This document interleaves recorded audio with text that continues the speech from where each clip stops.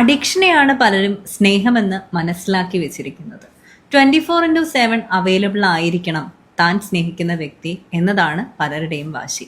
കോളിലൂടെയും മെസ്സേജിലൂടെയും അല്ലെങ്കിൽ അവർ ഒപ്പം ഇരുന്നിട്ടായാലും ആ പ്രസൻസ് എന്ന് പറയുന്നത് 24 മണിക്കൂറും നിർബന്ധമാണ്. മാത്രമല്ല, തനിച്ചും അകന്നും ഇരിക്കുമ്പോൾ വല്ലാത്ത രീതിയിൽ ബുദ്ധിമുട്ട് അനുഭവിക്കും. സ്വന്തം കാര്യങ്ങൾ ഫോക്കസ്ഡ് ആയിട്ട് ചെയ്യാനോ സ്വന്തം ഗോൾസിലേക്കൊന്ന് തിരിയാനോ അല്ലെങ്കിൽ അവനവൻ്റെ നിത്യജീവിതത്തിൽ കഴിഞ്ഞുകൂടാൻ വേണ്ട കാര്യങ്ങൾ ചെയ്യാനോ ഒന്നും കഴിയാതെ പോകും. അവരുടെ പ്രസൻസ് ഇല്ല എന്നുണ്ടെങ്കിൽ വല്ലാതെ ബുദ്ധിമുട്ട് അനുഭവിക്കുന്നതായിട്ട് ഇങ്ങനെ വീർപ്പുമുട്ട് അനുഭവിച്ചു കൊണ്ടേയിരിക്കും. ഇതിനെയാണ് പലരും സ്നേഹമെന്ന് നിർവചിക്കുന്നത്. ഇത് യഥാർത്ഥത്തിൽ അഡിക്ഷനാണ്, സ്നേഹമല്ല. യഥാർത്ഥ സ്നേഹത്തിന് നിങ്ങൾക്ക് വളരാനുള്ള ഒരു സ്പേസ് കൂടിയുണ്ട്. അവിടെ നിങ്ങൾക്ക് ശ്വസിക്കാൻ സാധിക്കും. മറ്റൊരു വ്യക്തിയുടെ പ്രസൻസ് ഉണ്ടെങ്കിലും ഇല്ലെങ്കിലും ഒക്കെ നിങ്ങൾക്ക് ബാലൻസ്ഡ് ആയിട്ട് തന്നെ ജീവിതത്തെ നോക്കി കാണാൻ പറ്റും.